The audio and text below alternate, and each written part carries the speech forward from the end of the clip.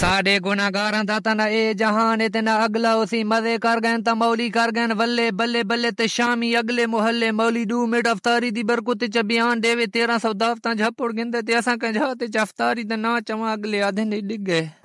पकोड़ा मुंह पा के सपी कोरते चाड़ खलोवना के रोजे दा खोल दो ये आदाब दे खिलाफ है मौलियां तो गुजारिश रोजा शोजा खुलवा के अफ्तारी ते बैठे करो काल एक मौली पिंड मुंह पा के प्या रोजा छुड़वेना आई ते भेड़ दी पिंड अली गको निकली गई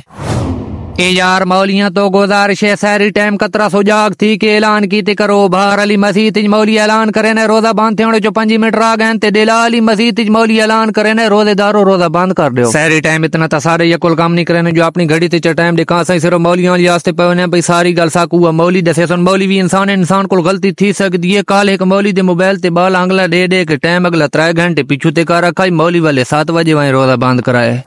रोजा रख के बार बार जितलाया न करो जी मैं कम न कली न मेरे रोजा अल्लाह माफी देवे को 13-14 घंटे दा रोजा रखना एडा औखा कोनी साडी अंबिया करामी ता हफ्ता साडी खातिर भूख तास बर्दाश्त करे ने नन रहे खुदा दा शुक्र अदा कीता करो खुदा तो कुछ ठंडे ठार मौसम में तमुन पसंद मुल्क के रोजे नसीब कीतिन लिहाजा रोजे रख के इबादत कीती करो ज्यादा गए न कीती करो यार मैं ना